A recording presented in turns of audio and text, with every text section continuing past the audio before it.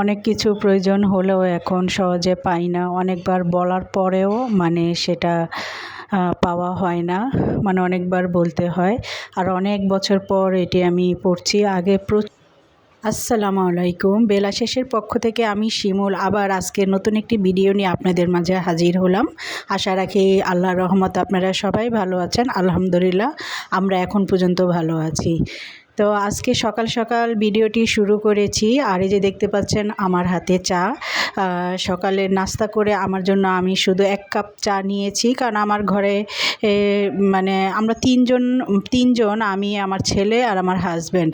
তারা তো আর চা খায় না, আর হাজব্যান্ড হচ্ছে মাঝে মাঝে চা খায়। আর আমি একটু চা নিয়ে বসেছি। আমিও কিন্তু মাঝখান দিয়ে চা খাওয়া একেবারে টোটাল বন্ধ করে দিয়েছিলাম। এখন 2-3 দিন ধরে আবার একটু চা খাচ্ছি, একটু চায়ের নেশা পেয়ে গিয়েছে। আর আমি চশমা পরেছি, কারণ আপনারা যারা আমার আগের ভিডিও দেখেছেন আপনারা জানেন যে আমি এখন চোখে খুবই কম দেখি, সেটা আমার থাইরয়েডের কারণে।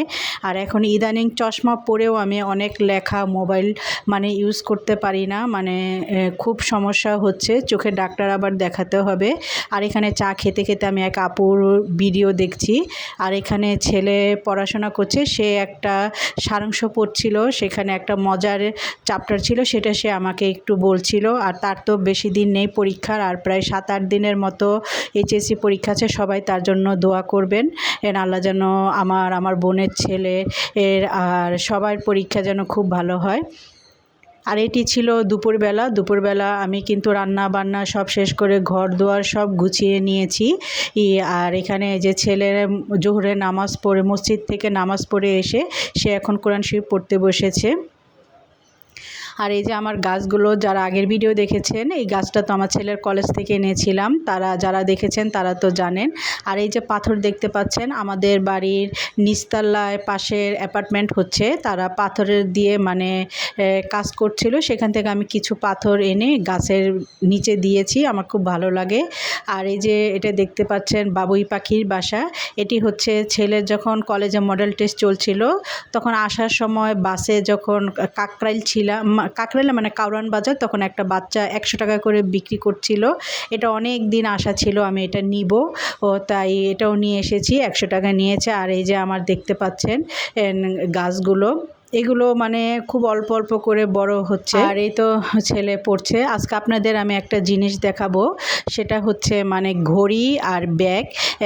অনেকে ভাবেন এটা দেখানোর কি আছে, আমার কাছে ছোট ছোট জিনিস না, এখন অনেক কিছু, আগে অনেক কিছু না চাইতে পেয়ে যেতাম, এখন এখন চাওয়ার পরেও সে জিনিসটা খুব সহজে পাওয়া হয় না।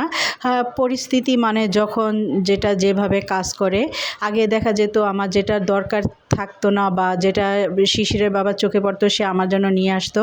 আর এখন এমনও হয়েছে অনেক কিছু ছিঁড়ে যাচ্ছে, আমার খুবই খুবই প্রয়োজন, 10-12 বার বললেও সেটা আমি পাই না, খুব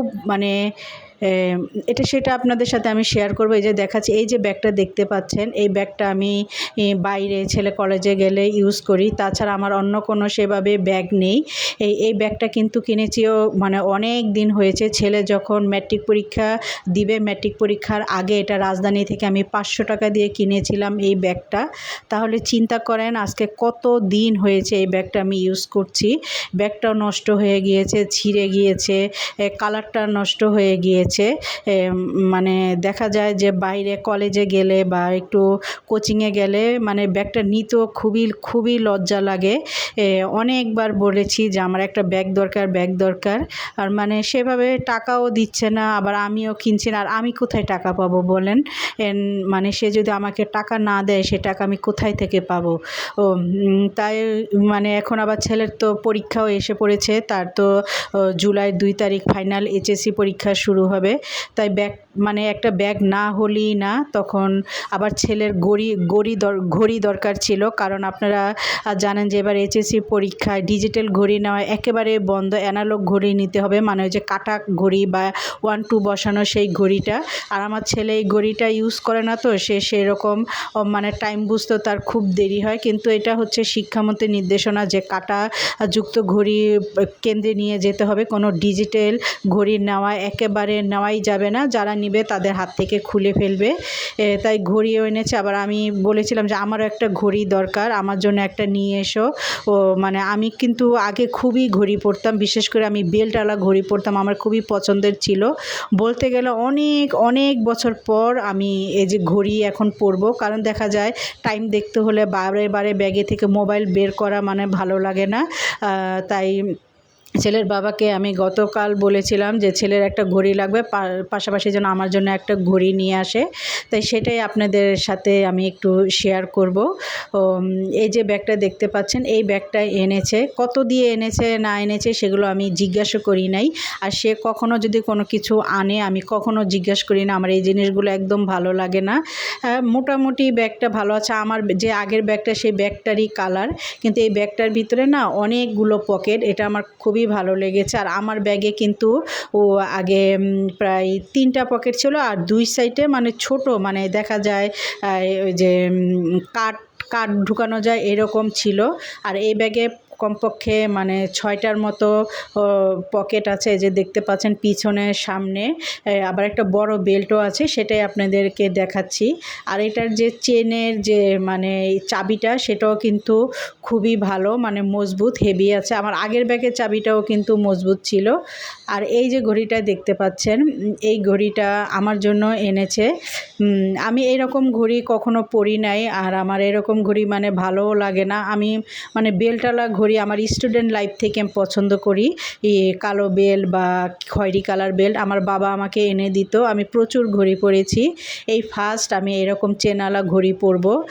মানে আর যাদের হাত সুন্দর, মানে খুব সুন্দর দেখতে, তাদের কিন্তু এই সমস্ত ঘড়ি হাতে মানায়। আমার মনে হচ্ছে কি আমার এই ঘড়িটা আমার হাতে মানায় নাই, মানে কেমন যেন পুরুষ পুরুষ লাগছে। এখন করার কিছু নাই, এনেছি। এখন মানে যখন এনেছি, যেহেতু চাইতেই পাই না এখন, মানে যেহেতু এনেছে এখন তার কিছু বলারও নেই। আর এই যে এটা ঘড়ি কেমন হয়েছে আপনারা জানাবেন। আর আমার চ্যানেলটা যারা এখনও সাবস্ক্রাইব করেনি প্লিজ চ্যানেলটি সাবস্ক্রাইব করে দিবেন, লাইক দিবেন, সবার মাঝে বেশি বেশি শেয়ার করে দিবেন। আর এই যে ছেলের ঘড়িটা আমার খুবই খুবই ভালো লেগেছে। এই যে অ্যানালগ ঘড়ি, এই যে ঘড়িটা দেখতে পাচ্ছেন।